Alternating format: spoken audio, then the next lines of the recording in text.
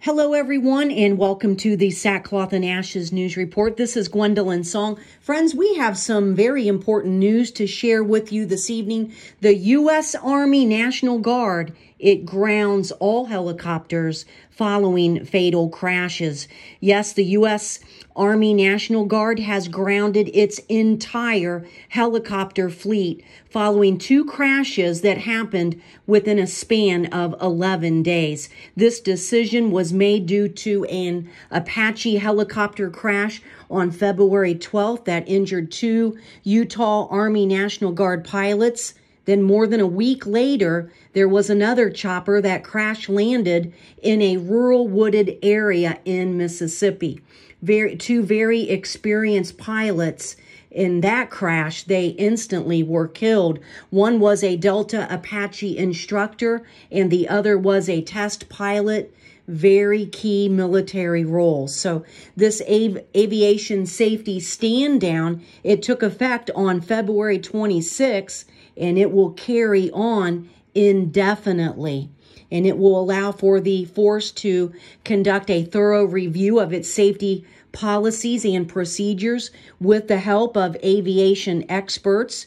Now, according to U.S. Army National Guard Director, Lieutenant General John Jensen, he said, "We are a combat force with helicopters training or on mission worldwide every day. Safety is always at the top of our minds, and we will stand down to ensure all of our crews are prepared as well as possible for whatever they're asked to do." Again, this stand down is indefinite. And this is a major blow for the U.S. Army National Guard, especially as it relies heavily upon its helicopter fleet to conduct various missions. Some of these missions are support for search and rescue, disaster relief, medical evacuation.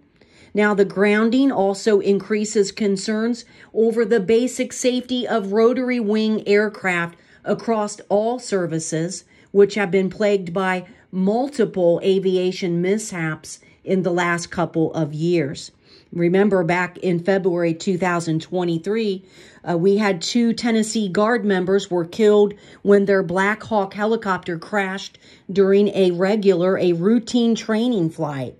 And then another Black Hawk crash in 2021 took the lives of three New York National Guard soldiers.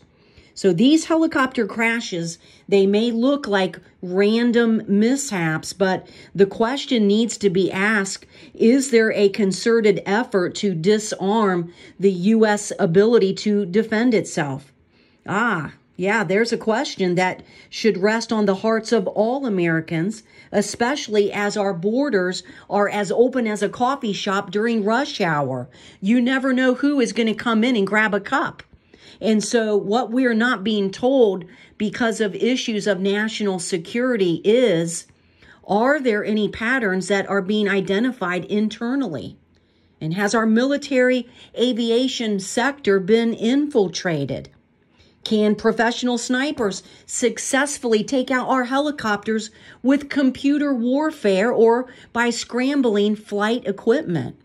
Now, I don't really know all the proper vocabulary words concerning aviation, but friends, we do need to be aware of our vulnerabilities militarily and just how organized our enemies are. They can be paid per incident, per hit, and all they have to do is show the proof from the evening news, target taken out.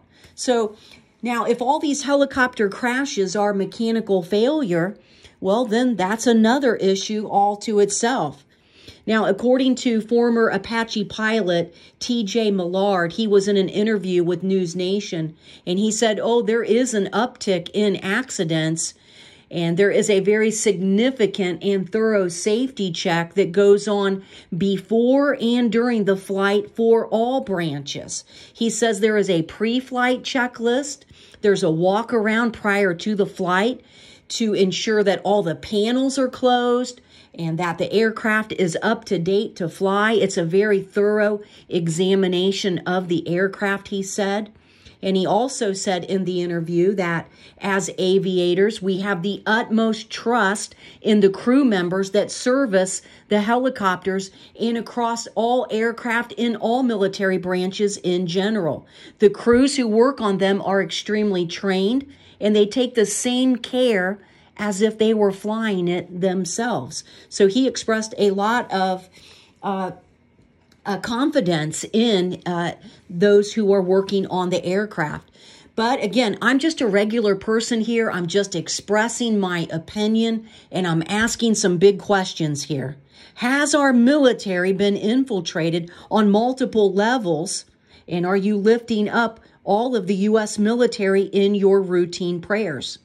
Are you praying for the first responders, even the police and the firemen in your everyday prayers? Life is very short, friends, and they are out there on the front lines every day for us. So I think that we should really be thinking of them more, praying that they have a sincere relationship with the Lord Jesus Christ. Maybe you can, ask for your church to be in prayer for them as well. Or if you're in a small group, a Bible study, ask people to regularly lift up those people who are on the front lines for the U.S. every day. All right. Well, friends, thanks for listening today. I thought you would be interested to hear about that information, and we will talk to you again real soon.